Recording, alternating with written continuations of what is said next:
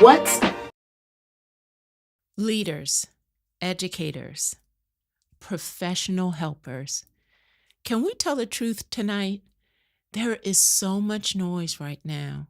Noise from expectations, noise from systems, noise from pressure, exhaustion, inequities, and constantly being asked to pour into others while quietly running low ourselves. And for Black women and women of color in leadership in educational spaces, maintaining joy can begin to feel like resistance work. But tonight's conversation reminds us that joy is not weakness. It is not denial. It is not strategy. It is not fuel. It is not survival. Joy is often the thing that keeps purpose alive in difficult environments. Tonight, we're going to have a conversation with a leader with 30 years of wisdom and experience to help us explore what it means to protect your joy while continuing to lead, teach, serve, and give back.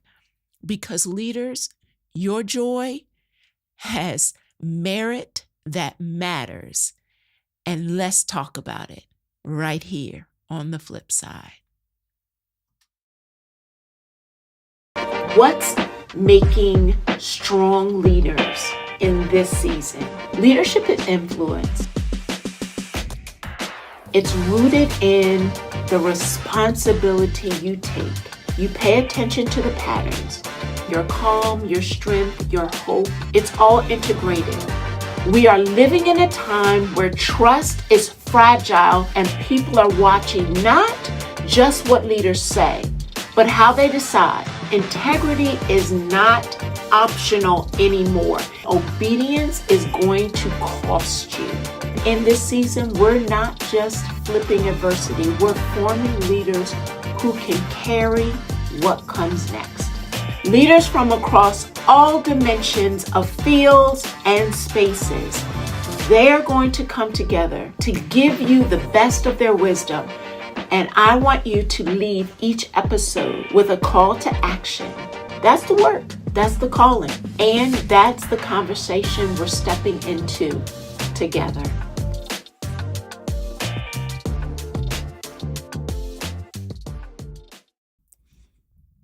Hello and welcome to the flip side of adversity. I am Dr. Veirdre Jackson, your CEO and creative behind Living Strong Consulting.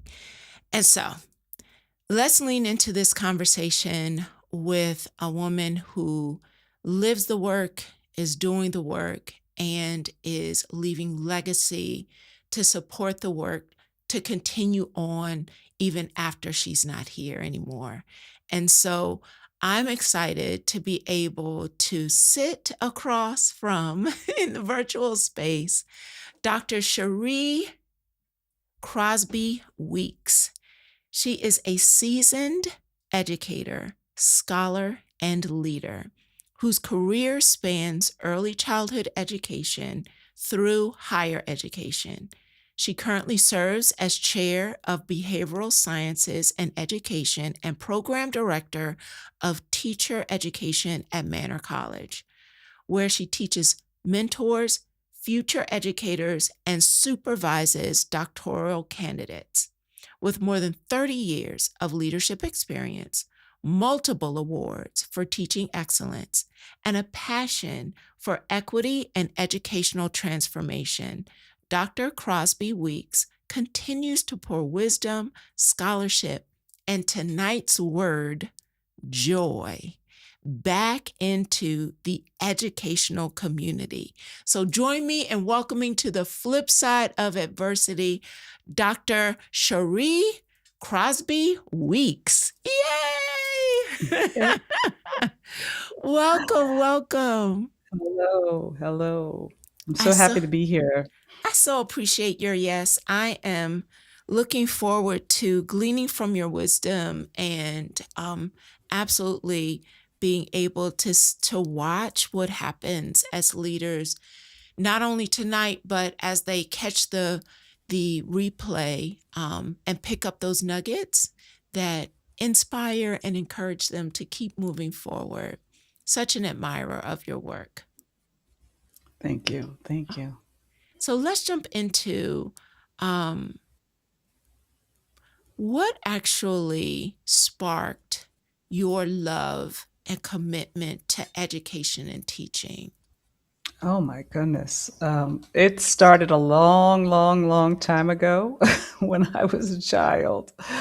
I grew up in California, in San Jose, California, and went to Cadwallader Elementary School. And there I had a teacher. I don't remember her name, but she was my first African American teacher that I ever had, and one of the very few African American teachers that I had throughout my lifetime as a teacher. And I remember her just the way she embraced her students. I remember going to her home once, me and a few other students, to kind of help her organize her office. She had a huge office that she needed some organizing over the summer. And during that time, between the experience with her and also my family child care provider, Miss Sweet, I had the opportunity to work with, children that were there who needed help. And I remember Miss Sweet once asked me to help a young boy named Robert learn a few words. Robert was selectively mute, not because he couldn't speak, but more so because of his poverty. And I remember I would work with Robert, every afternoon to just get him to say a couple of words. And I was that kid who also had my classroom and would make homework, do the homework, put it in the grade book, have it all spread out around my room, really crazy at 8 or 9 years old. So that's where my spark was. But I think the further spark happened when I went to Wissahickon. So I moved from California to Michigan and then here. And I graduated from Wissahickon High School, but the last semester we had an opportunity to do something called Social Lab. So I had the choice of picking an internship. Initially, I was going to do psychology. I went up to Norristown State Hospital. Something happened there, and I was like, I think I'm going to go to be a kindergarten teacher. And so from there, I made the decision to go into early childhood firmly. So those are the several sparks. From a very early age, it sounds like you really began to connect with even particular skills or giftings that you had. And now it's been 30 plus years later in this field. What continues to fuel your why, especially in a season and time where it is so hard to be in education? What's continuing to fuel you? I think, the fuel remains because, to be an educator is truly a gift. It's not something that we should take lightly. And I have never, ever, ever taken my job lightly. I take it very seriously. My husband will tell you I spend many hours just doing my craft. But the beauty of teaching that kind of keeps you going is seeing people or human beings, whether they're children or adults, who don't believe in themselves, actually achieve their goals and surpass their goals, right? So I've seen children have rocky starts and end up in a totally different space and not still be rocky. I've seen adult students, the same thing. And just being a part of that is a beautiful thing because you know that you may have had an impression on them. So I think that's what keeps me going because there's so much noise outside of that definitely has almost taken me out several times. But when I go back to the students, the people that I'm working with and actually helping, that's what has kept me going. Connecting to your why and then being able to actually remember the impact that even when it's noisy, you've made a difference, and being able to see that, it sounds like it's helped you stay grounded But let's talk about this noise because you entitled our episode, our Yeah. conversation, as Maintaining My Joy Meter Despite the Noise. Yeah.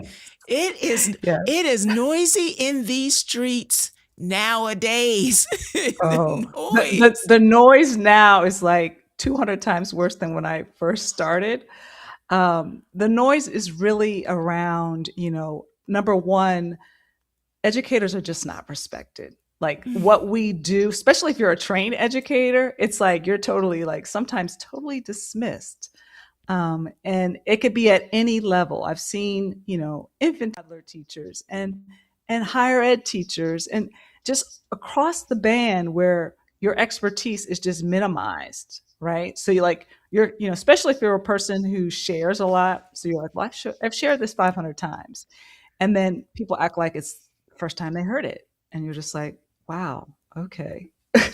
you know? Mm, mm, And mm, then the other noise is I've never been, this is the part of leadership that I don't like, is the hierarchy. I mm, cannot stand the systematic triangle that appears to need to exist in every single educational institution from babies to higher ed. I understand we have to have a leader. I understand we have to have like a cabinet or whatever we want to call it.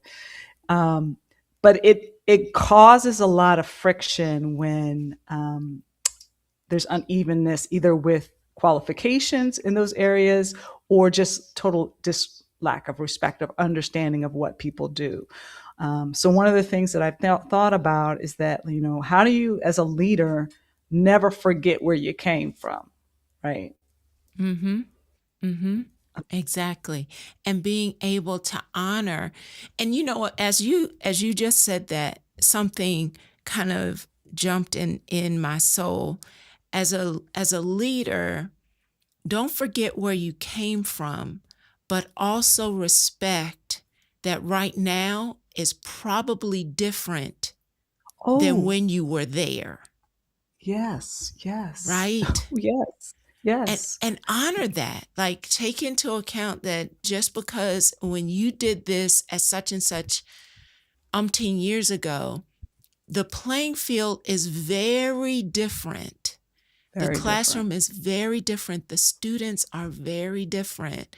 And so as we have educational leaders who inevitably listen in to the flip side, what is a piece of advice you would give them as you just dropped a nugget? Don't forget where you came from or what you have done, but what Mhm. other elements of leadership advice or guidance, insight would you like to be able to give leaders as they're navigating the noise? I think one is, stay connected to those Mm-hmm. groups that you once belonged to, is to actually spend time. So Mm-hmm. whether it's at a conference, one of the things I've loved over my career is going to NACI or ISTE or ASCD or an academic conference where it's a mixed group of people that um, remind you that there are different levels and we all have something to say and we have all something to contribute. um, the other piece is I'm a heavy reader. I feel like even though we learn certain pedagogy and we learn certain theories, in our formative work, you still have to continually learn. And so take being a learner yourself, I think, is really important. I know I just recently was wrapping up a Quality Matters course, and I was reminding myself, like, oh my God, this is how my students feel when they have deadlines, right? And like if they're waiting for feedback, like I was waiting for feedback, and I'm like, where's my feedback? I need this feedback so I can move on, right? And so it connects and reminds me to Mm-hmm. never forget where I am. So, I mean, I try to, when I speak with my students, to see them as peers, even though I know we're not peers, but I try to see them and value what they say. I ask them to provide me feedback. I act on that feedback. Um, and it's doing things like that, which when you do that, you have to be a little bit more vulnerable, Mm-hmm. which is Mm-hmm. not easy for everybody. But Yeah.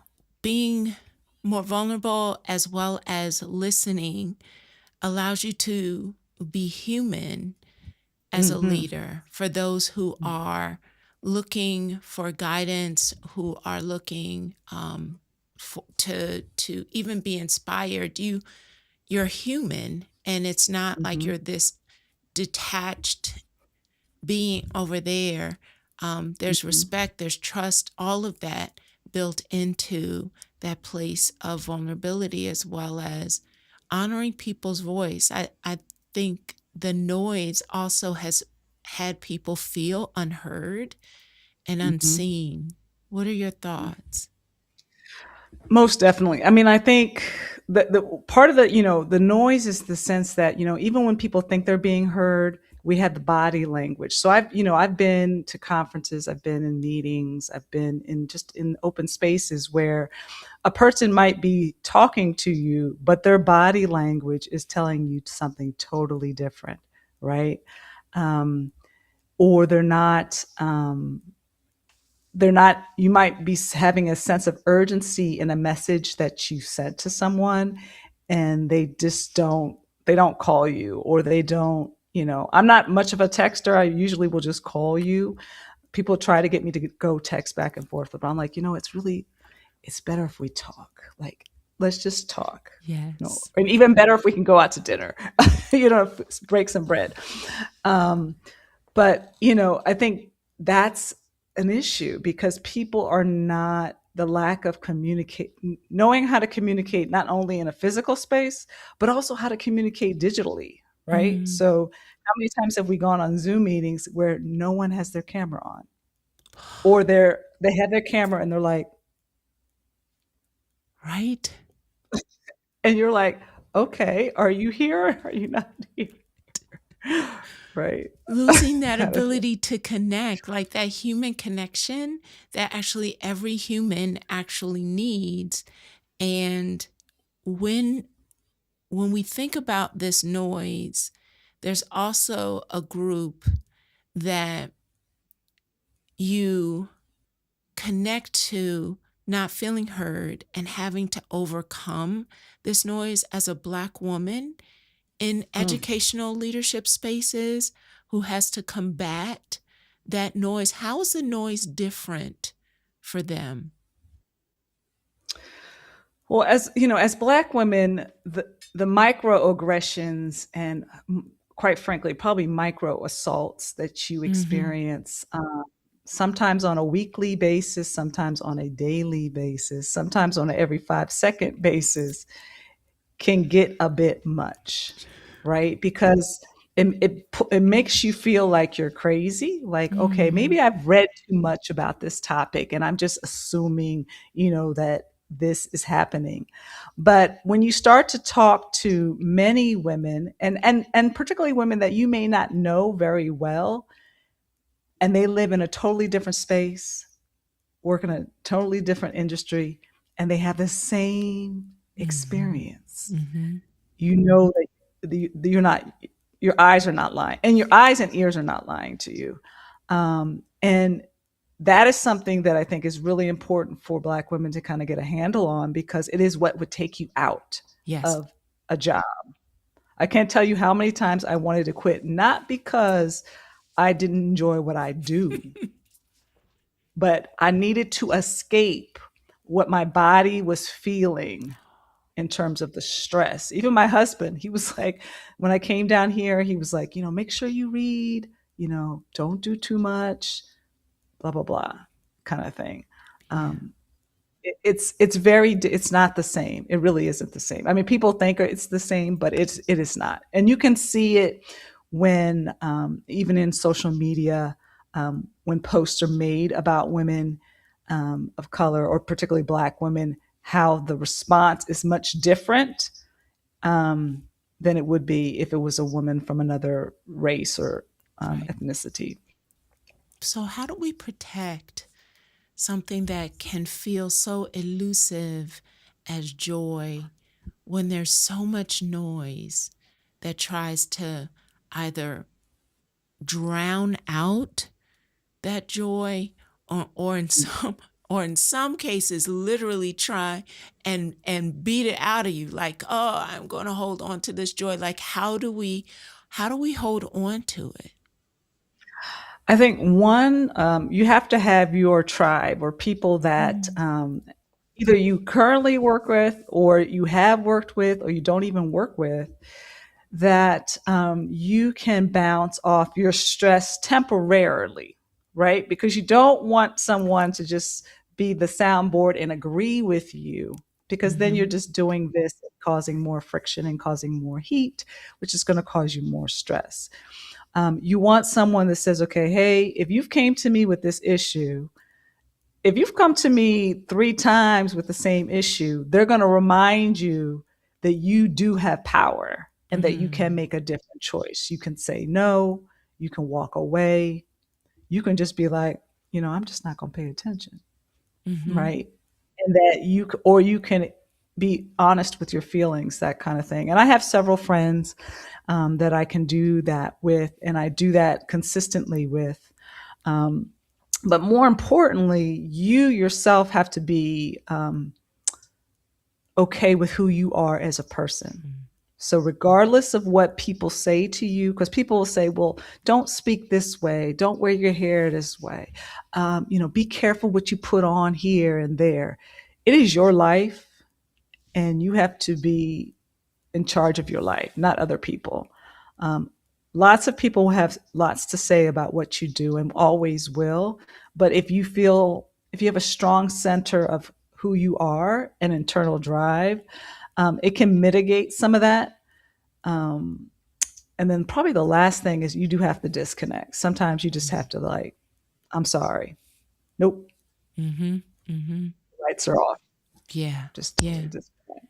Have Yeah. those different layers of protection, whether it's in community that allows you to also have accountability, but then recognizing who am I, and Mm-hmm.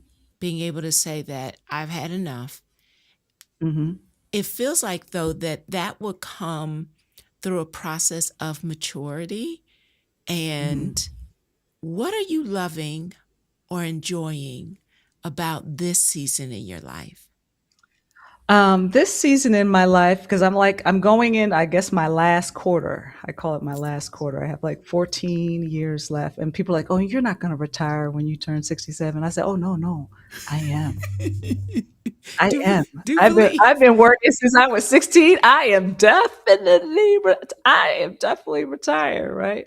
So what I'm looking forward to is really, teaching well, Mm, spending more time on my craft and less time on other people's worries, and also building an opportunity for someone else to follow behind me, because I've mm, always, one of the things that burns my biscuits and has burnt my biscuit throughout my career, I've seen it at several institutions that I've worked at, no succession planning. And I mean, that is the worst thing you can possibly think, that somebody's going to sit in a seat forever and never have a plan. mm, I always used my time at the Parent Infant Center, way back, 18, 19 years ago when Marnie Sweet died. So I started at the Parent Infant Center in 2006 in May.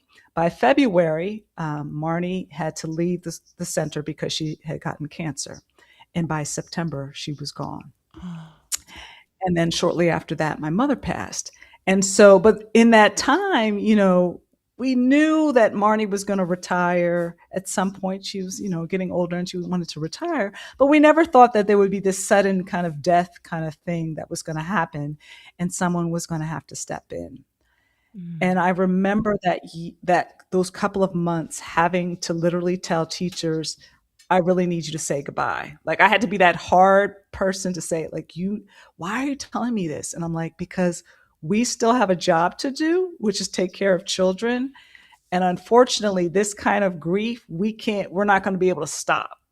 Like, we'll stop a couple of days or a week or whatever, but it's not going to be like, we can't sit with it because we mm, have children to take care of. Um, and I've seen institutions just either burn people out, where the person, like, they have to abruptly leave and not really enjoy the end of their career, or you just leave people hanging. If someone leaves and like all their knowledge goes out the door because nothing was left, Mm. which is to me isn't fair. It really Mm-mm. isn't. It isn't a Mm-mm. fair thing to do. What do you want to leave behind? I want to leave behind for the next leader that you need to have fun.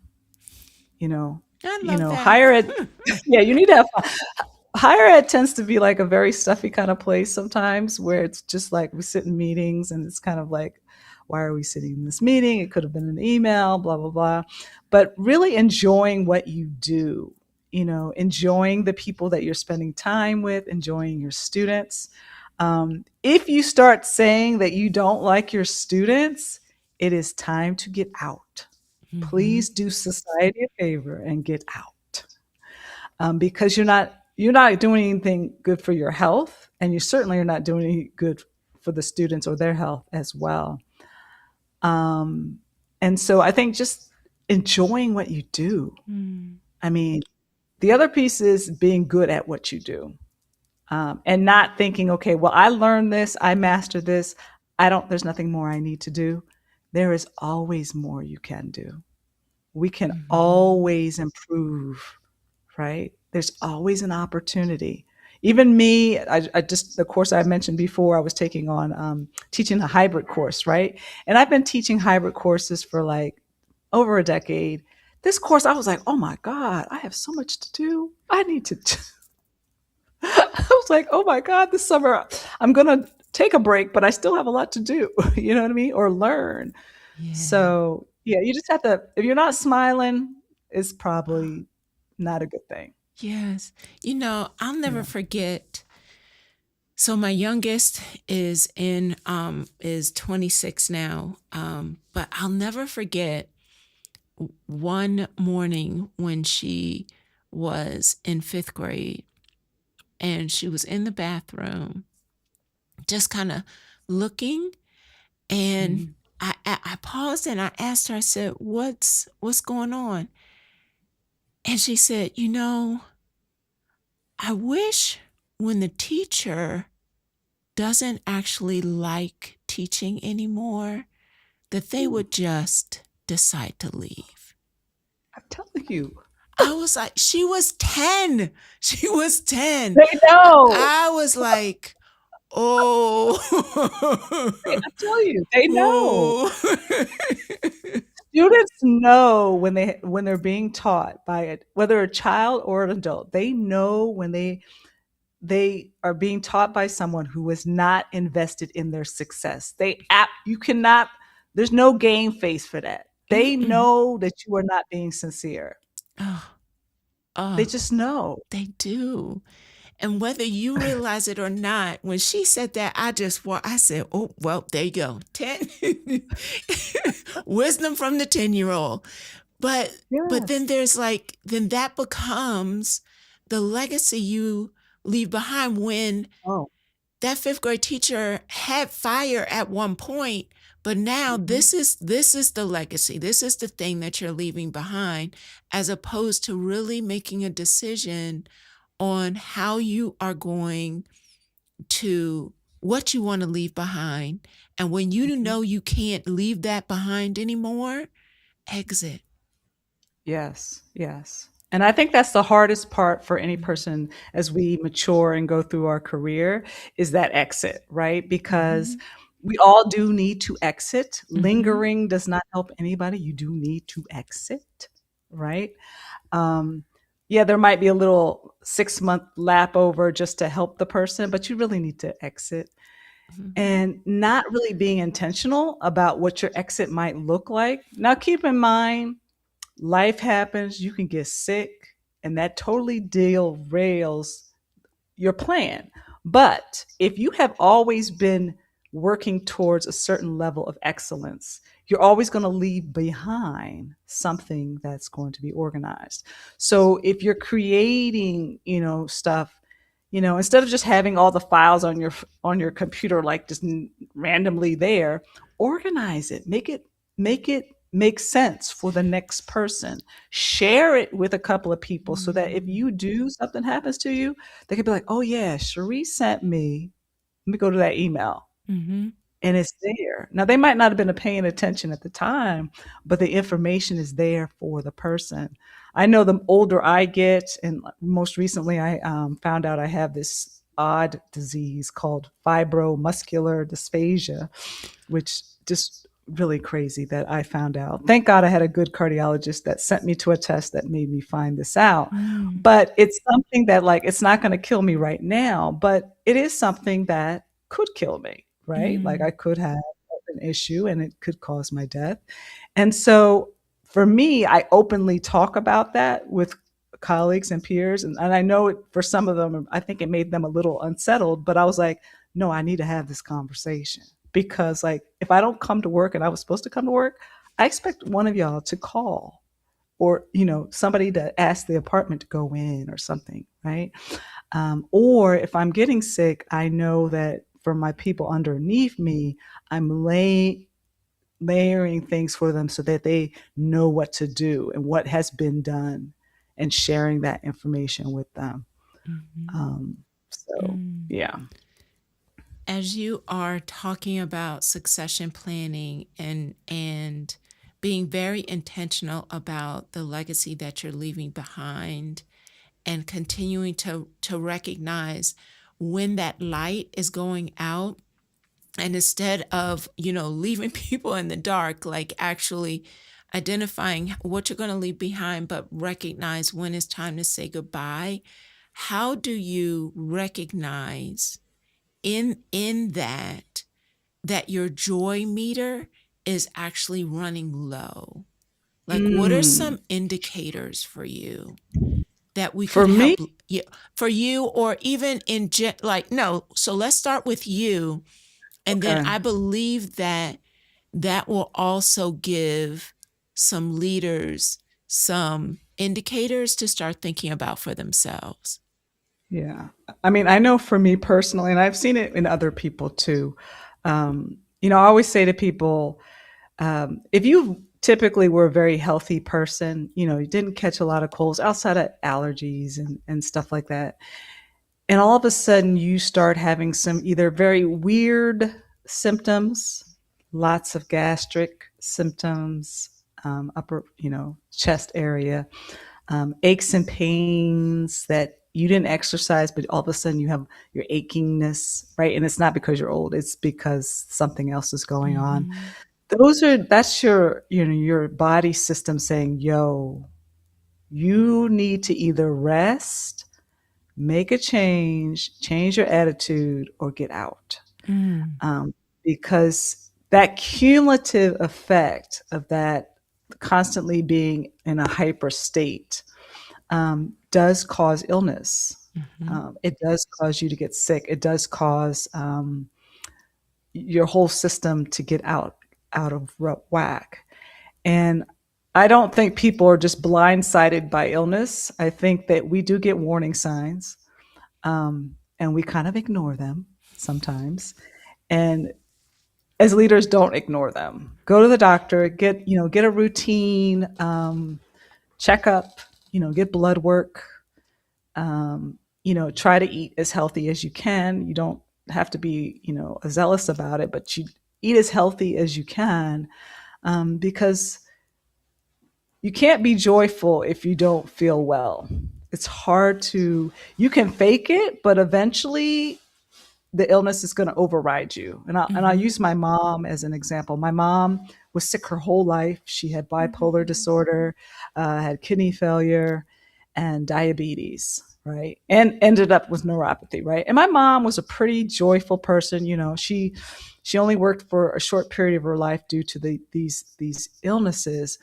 But eventually, towards the end of her life, I could see the joy being sucked out. Mm. Like, couldn't keep that mask going of like, okay, yeah, I got all this problem, but I'm still here. I have two great children who are successful and blah blah blah. Eventually, that ran out. Same thing for my dad. My dad was before his death, he was very, pretty like I don't want to say flat, but like he was pretty happy go lucky, not really letting too much get stress him out. But like as his illness, which was Parkinson's, really started to overrun his body and he could do less. You could see the joy in his eyes run out. You could Mm-hmm. see the less smiling and all that good stuff. And so take heed to that because um, if you're not doing something joyful that's for you each Mm-hmm. day, it's going to be very easy for that bucket to run dry. Mm. And you literally walked right into the thought I was having around when our joy is beginning to dim. I think about leaders today that, especially in education, who are trying to pour so much into their staff that they are Hmm. not paying attention to how empty they are. How do Hmm. you how do you walk leaders through creating that balance between giving back and potentially losing themselves? Mm, mm, mm. I think it goes back to what I said earlier about being vulnerable.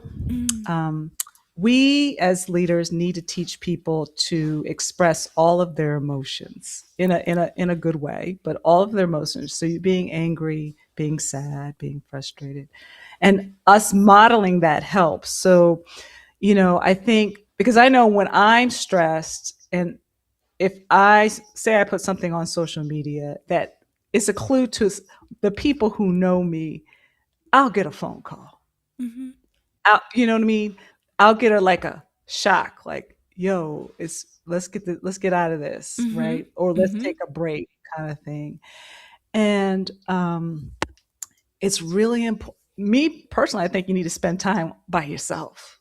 Oh, well, because it's me not personally, continuing to pour. Like, wait a minute. yeah, just Get get totally get to by yourself. Go out to dinner by yourself. Go to the movies by Mhm. yourself. If you have the means, by all means, go on a trip by yourself because some of the noise is just always having people talking to and at you or with you. And sometimes you just need to be void of like the only voice I want to hear are the voices that I allow. And it's sometimes important. Yeah. Oh, I think I'm freezing a little bit. Yeah, so we caught up until take a trip. Take a trip by yourself because some of that noise, and then after that we missed you. So say it again. So the noise is like, you have people talking to you all the time, and Mhm. sometimes you just have to cut it out completely. Mm. It's really, I mean, me, it's easy because I love when I'm in Norristown, and even when I'm here.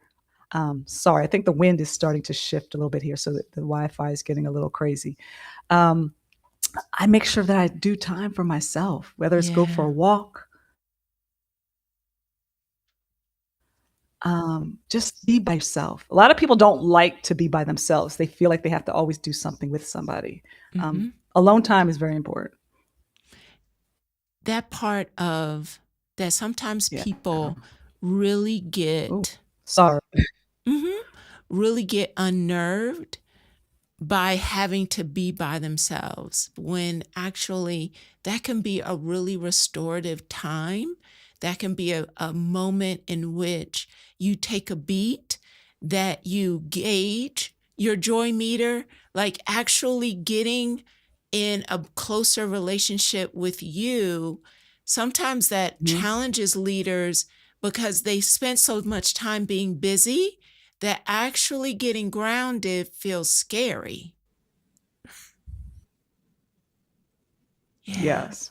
Yeah. Yeah. Yeah. I mean, me, I don't know who taught me the alone time, or maybe I just learned that from, having to move so much as a kid and there were times in my life where I had to be alone. Um, but I think it's critical for leaders. Yeah. You just there's too much noise and just constantly being connected to people. The piece is, be connected to the people that you want to be. So, like, in the evening, Mm. don't feel compelled to connect with,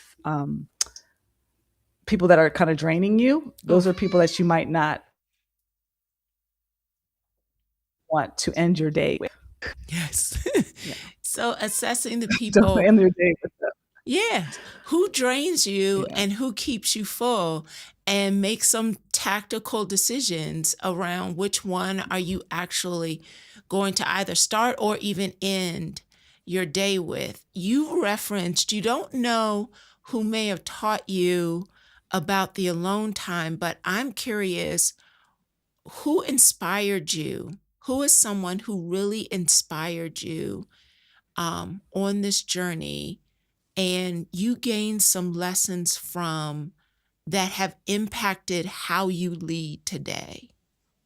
Oh, by all my brief time with Marnie Sweet and Cindy Oh. Roberts at the Parent Infant Center. Yeah, I tell you, um, and Cindy and Marnie, I had different relationships with. My relationship with Cindy was a little bit more contentious than it was with Marnie, but they cared about people. Mm. That's and it showed. Like, Mm. it showed. You can see it in the pictures, you can see it in the interactions that they had with people. You can see in how the center was set up that made people feel they were seen, right? Yeah. Um, and I kind of compare all leaders, especially to Marnie. I feel bad for any leader coming after her because I kind of compare everyone to her because, Marnie sometimes would be really tough on me, but I knew she respected me. Mhm. I knew she cared about me. I remember there was one time when I first started, I busted my head open, What? and so she had to take me to HUP. And here's my new boss having to take me to HUP. We're sitting in the emergency room for like 2 hours. I'm bleeding, and she's there with me. She just didn't drop me off. You know, Mm. a lot of Yeah. leaders would have just dropped you off and said, "Okay, call me when you need me to pick you up," Yeah. kind of thing.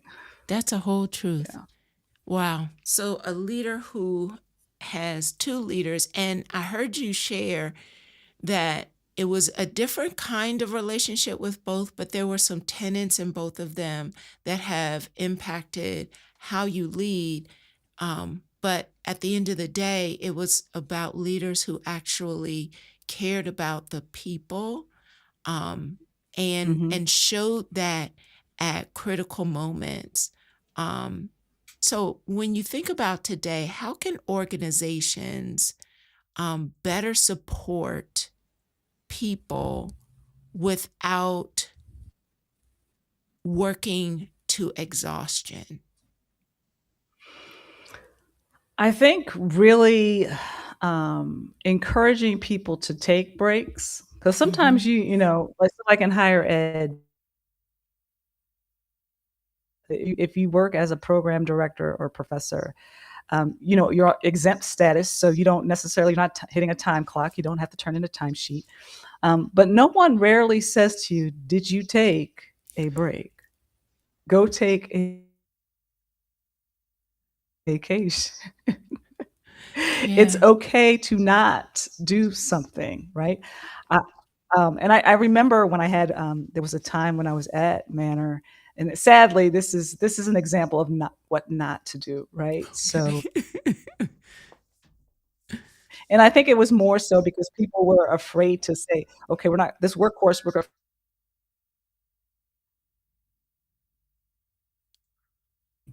Now, if I'm frozen, let me know, wave and let me know So if I'm so frozen, you because I think I'm said so the last thing we heard was at when you were at Manor, this is an example of what not to do.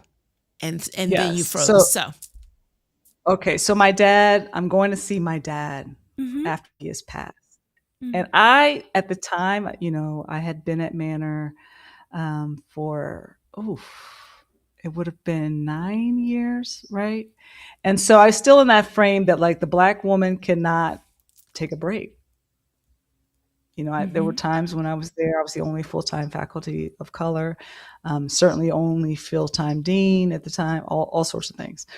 And so I'm sitting in the parking lot in a meeting, doing a meeting, getting ready to go see my dad. Wow.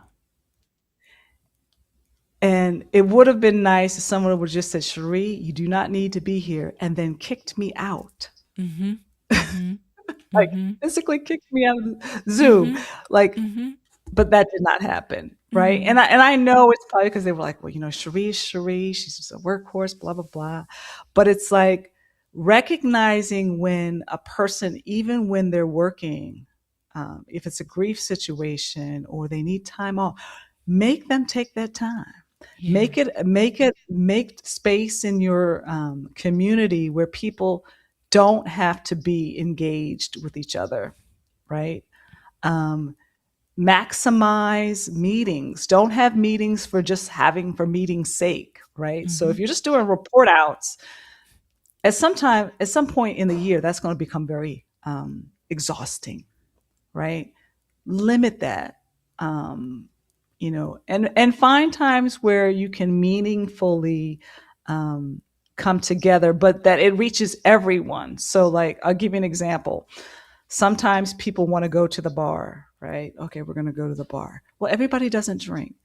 So maybe some people want to actually go to a restaurant and have a meal. Like me, I'd rather spend 2 hours at a restaurant and have a meal than to just sit at a bar, Mm-hmm. right? Mm-hmm. Or it's take a beach day, whatever you choose to do, but helping people find time to um, kind of decompress, because most people will not. They'll just keep Yeah. working, even on their vacation. I'll be honest. I was that person while I was getting married. I was still grading. There's some element of that though. It was I crazy. think I think about leaders who Yeah, literally it is a badge of honor to grind yourself yeah, into the can't. ground, and that sends a message to your team that if that's how you lead, then that's how I have to be as well. Be, yeah, Mhm. yeah. Mhm. And I think reminding people that if you choose to grind, remind your people that they don't have to be They don't like you. they don't have to do. They don't have to do. If you choose to do that, then that's you. But don't expect that just because you're a grinder that everybody else is going to grind. And I think that was a hard part for me when I came to higher ed, because things tend to be a little bit more loosey goosey. And being a trained educator, I was like, we have to have a little bit more like this with this. Mhm. And it was hard for me to kind of let go to the fact that, Cherie, there are going to be people that will never do what you do. They're just not Mhm. going to, and stop asking that it's going to happen. But for Mhm. what you do, make sure whatever you put out there that you are doing that. Yeah. You referenced this, and I'm just curious, is there something that organizations could be doing better for Black women and women of color so that joy and belonging and wellness are not constantly sacrificed for their performance? You have referenced it in your own story. And I just want to kind of pull that sliver out of the general and make it more specific. Well, I mean, one thing I wish that I had early Mm-hmm. on, and I got it later, but I got it from the outside, is mentorship, connecting people to mentorship. So if you don't have the mentorship in your institution, so a lot of schools, a lot of settings, particularly on the leadership level, there isn't another woman of color or Black woman that you could pair the person with. But physically connecting people to other people that they can share an identity, share ideas and experiences. Because yes, someone who's different than you can understand and empathize, but they will never sit in your seat. Mm-hmm. They, Mm-hmm. it still baffles me today when I rattle off like how many professors of color there are in higher ed or how many black teachers there are in Pennsylvania. And people are like, that's not true. I was like, no, it actually is. Is it Like it doesn't actually? look like it, but like it's actually sprinkles. And those sprinkles, it comes with a tax. You Mm-hmm. know what you were saying earlier about sapping the joy, always having to be on point because you're the only or one of a few is very, very, very, very taxing.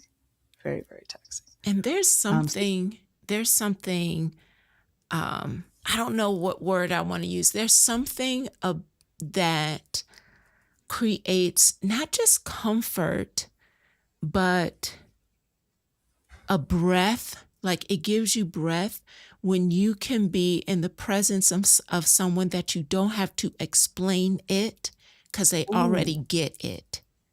yes, yes. When I went to the conference when we were pre-talking, I think it's the Pennsylvania Black Educators Association in Pennsylvania. There's a for higher ed, and I remember the first time I went there. Right, the first time I went there, and there were people of most people were black, but there were a few people who were white, a few Hispanic people. Never once had to explain anything. Not once. Mm, Not they already once. got it. Mm-hmm. They all got it. And like for me, it's like when I have to explain to people that have a degree, like meaning you went to college, you have a degree, you know how to read, I don't want to do that because you actually can read. There's plenty of books you can read about it. You really actually can. There's Mm-hmm. plenty of films you can watch about it. So expecting the person who is marginalized, whether it's a black woman or a man who's in a job where it's all women, it's not fair. It's just not Mm-hmm. fair. Mm-hmm. It's not fair to expect that. Oh, this has been such a powerful conversation, and I can't believe our 55 minutes. We Goes, have run through it so quickly, and I want to make sure that I give time for you to um, share what's on the horizon for you right oh now. well, I have two things that are on the horizon. One is going to be at the end of June. My colleague, Dr. Blake and Dr. Jetter, we are doing a conference presentation for ISTE and ASCD. They combined recently. And we recently wrote a book, and we're going to be talking about that book. And the conference title is called Leading the Way: Practical Pathways for Aspiring and Current Early Childhood Leaders. And all three of us have come into early childhood from different ways, and we're kind of sharing our experience. And then in September, one of my mentors, Dr. Ursula Thomas, she's one that's kept me on a scholarly path. A book that she has edited and brought in other Black women is coming out called Navigating Joy, Black Joy for Black Women Leaders in Higher Education. And that's going to drop in September from Emerald Publishing. So if you're on my social media feed, you'll see some of that there. So I'm excited for that book to come out because it's just wonderful to see so many Black women writing about their experience Mm-hmm. of joy, but also surviving something that we didn't think we'd had to survive. Mm-hmm. What's bringing you joy right now?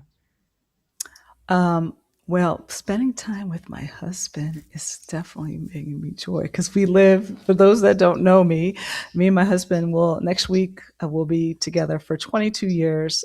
It's always been long distance.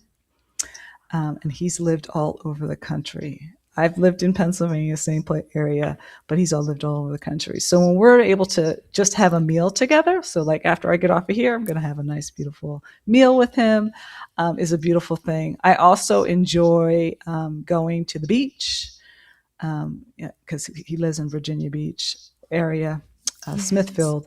So I tend to go to the beach. The beach is here, and the last thing that definitely brings me joy is reading. I love to read. Mm. What are you reading now? Oh my God, I don't even know. Well, I just finished. I've just finished a book. Let me look. Let me. go on my Goodreads real quick. I just finished a book came out on Monday around Black women in higher ed. And it's a quick read.